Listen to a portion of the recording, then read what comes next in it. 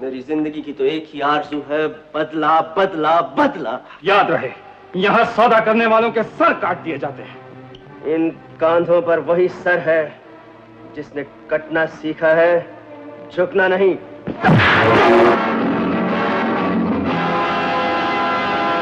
साल 1973-70 के दशक का ऐसा साल जब सदी के मानाक अमिताभ बच्चन का पुनर्जन्म हुआ था कि इसके बाद कपूर परिवार के लाडले की बॉबी की हर तरफ धूम थी। लेकिन इस बीच पिछले कई सालों से अपनी जबरदस्त फिटनेस, अदाकारी और एक्शन का दम भरने वाले धर्मेंद्र कहाँ पीछे रहने वाले थे, क्योंकि इस साल उनकी 8 फिल्मों में से 7 टॉप 15 में थी और उन्हीं में से एक थी 2 नवंबर 1973 को आई एक्शन ड्रामा म्यूजिकल रोमांस से भरी कल्ट क्लासिकल यादों की बारात, जिसकी लीड कास्ट में उनके अलावा विजय अरोड़ा, तारिक खान, जीनत अमान, अजीत खान, सत्येंद्र कपूर, इम्तियाज खान और एम.बी. सेठी के अलावा कई और सितारे नजर आए थे। फिल्म के निर्माता निर्देशक थे नासिर हुसैन, लेखक थे सलीम जावेद, संगीतकार थे राहुल देव बर्मन और गीतकार मजरू सुल्तानपुरी के लिखे बेहतरीन 5 गीत रखे गए थे।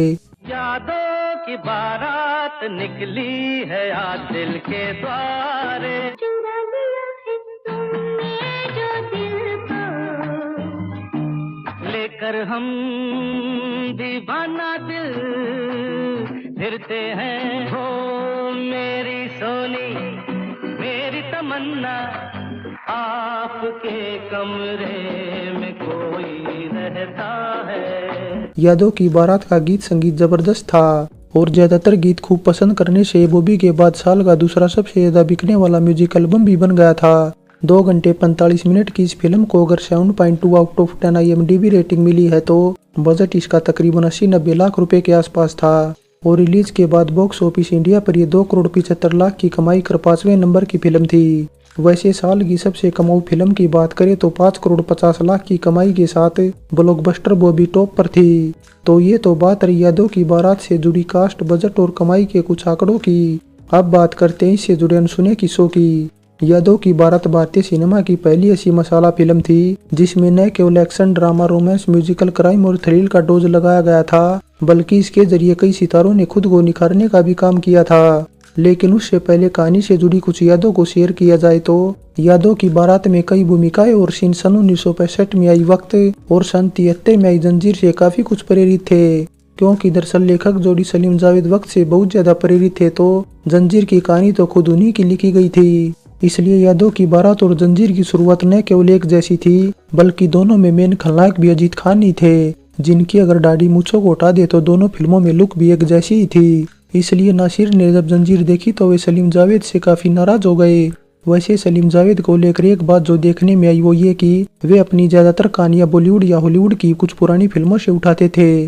वैसे यादों की बारात से प्रेरित भी इसके बाद कई फिल्मों में कुछ न कुछ देखने को अक्सर मिल ही जाता था, जिसमें सन 1980 में आई शान में कुलभूषण खरबंदा की भूमिका का नाम अजीत खान की तर्ज पर शाकाली रखा गया था और धर्मेंद्र जी ने नासिर हुसैन ने जबरदस्ती विग पहनाई थी। ठीक वैसी विग सन 1992 में आई जान से प्यारे में गोविंदा ने भी पहन रखी थी। वैसे यादों की बारात में नासिर ने धर्मेंद्र और अजीत को विग नहीं पहनाई बल्कि एम.बी. सेठी को भी विग पहनने पर मजबूर किया गया था, जिनकी लुक विग पहनने के बाद सन 65 में आई वक्त के मदनपुरी के समान लग रही थी।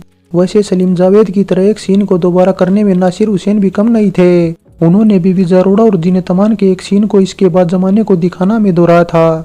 वैसे निर्माता निर्देशक नासिर हुसैन इससे पहले खुद की लिखी कहानियों पर फिल्में बनाते थे, लेकिन यादों की बारात के जरिए वे पहली बार किसी दूसरे की लिखी कहानी पर फिल्म बना रहे थे। और जब से उनकी फेवरेट आशा पारेख ने उनके निर्देशन में बनी सन 1959 में आई दिल दे के देखो से डेब्यू किया, तब से उनके निर्देशन में बनी सभी फिल्मों में मेन हीरोइन वे ही नजर आती थी। लेकिन यादों की बारात पहली ऐसी फिल्म थी जो बगैर आशा के बनी थी। वैसे आशा को नासिर इसमें भी साइन करते, लेकिन कहानी ऐसी थी कि ज्यादा उम्र के चलते हुए जीनत के रोल में फिट ही नहीं बैठ रही थी, जिन्हें विजय अरोड़ा के अपोजिट कास्ट किया गया था। वैसे आशा को साइन न करने के पीछे धर्मेंद्र के अपोजिट कोई अभिनेत्री न होना भी था, जिनके साथ उनकी जोड़ी खूब जमती। हालांकि फिर भी नासिर आशा को सत्यन कपूर की बेटी की एक छोटी सी भूमिका में लेना चाहते थे, लेकिन किरदार की कोई अहमियत न होने से आशा ने इसे करने से मना कर दिया, जिसके बाद ये भूमिका नई नवेली अनामिका के पास चली गई। वैसे कुछ इसी तरह की प्रॉब्लम के चलते नासिर अमिताभ को भी साइन नहीं कर पाए, जो विजय अरोड़ा वाली भूमिका के लिए उनकी पहली पसंद थे। लेकिन उस दौर में बगैर डिस्ट्रीब्यूटर की सलाह के एक पत्ता भी नहीं हिलता था और डिस्ट्रीब्यूटर अमिताभ जैसे फ्लॉप अभिनेता को कतई पसंद नहीं करते थे। लेकिन जब यादव की बारात के तकरीबन 6 महीने पहले जंजीर सुपरहिट हुई और हर जगह न केवल अमिताभ की चर्चा होने लगी बल्कि उन्हें एंग्री यंगमैन का भी खिताब मिल गया तो डिस्ट्रीब्यूटर एक सुर में उन्हें लेने की वकालत करने लगे। लेकिन उस वक्त फिल्म की शूटिंग तकरीबन पूरी होने के कगार पर थी। वैसे अमिताभ को निकालने का मलाल डिस्ट्रीब्यूटर की बजाय नासिर हुसैन को ज्यादा था, क्योंकि अमिताभ फिल्म में होते तो धर्मेंद्र के साथ उनकी न केवल ये शोले की बजाय पहली फिल्म होती बल्कि खुद नासिर ने भी उनके साथ काम करने का मौका गवा दिया, जिसके बाद फिर कभी उन्हें अमिताभ को साइन करने का मौका नहीं मिला। वैसे विजय अरोड़ा को भी लेने से उन्हें नुकसान नहीं हुआ, क्योंकि विजय उस वक्त अपनी लुक की वजह से औरतों के बीच काफी लोकप्रिय थे और फैन फॉलोइंग के मामले में तो वो राजेश खन्ना को भी टक्कर देने लगे थे, जिसे खुद राजेश खन्ना ने भी स्वीकार किया था। वैसे विजय अरोड़ा के स्टारडम का अंदाज इसी बात से लगाया जा सकता है कि उस वक्त की ज्यादातर टॉप अभिनेत्रियों के साथ उन्होंने काम किया था। जीनत के अलावा उन्होंने वहीदा रहमान, आशा पारेख, तनुजा और जया बहादुरी से लेकर परवीन बाबी तक के साथ काम किया था।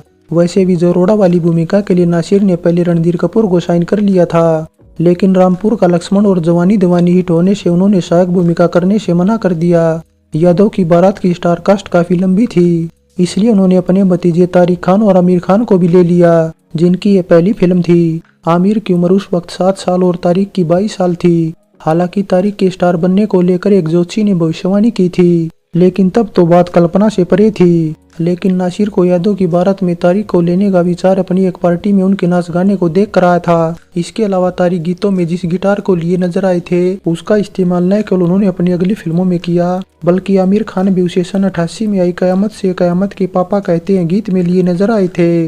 वैसे यादव की बारात के गीत संगीत को लेकर भी कई किस्से जुड़े हैं, क्योंकि एक तो ये बॉबी के बाद साल का दूसरा सबसे ज्यादा बिकने वाला म्यूजिक एल्बम था, और दूसरा ये कि नासिर हुसैन की बनाई शुरू से लेकर आखिर तक एक भी फिल्म ऐसी नहीं जिसके गीत मधुर सुल्तानपुरी ने न लिखे हों, चाहे वे दूसरी फिल्मों में कितने भी व्यस्त क्यों न हो। किसी न किसी तरह नासिर हुसैन को वे गीत लिख कर दे ही देते थे। और यादव की बारात में भी एक ऐसा एक गीत था, चुरा लिया तुमने जो दिल को, जिसे सुल्तानपुरी ने लिख कर रात को भिजवाया था। हालांकि गीत की शुरुआती लाइन एक इंग्लिश गीत if it's Tuesday this must be Belgium से प्रेरित थी।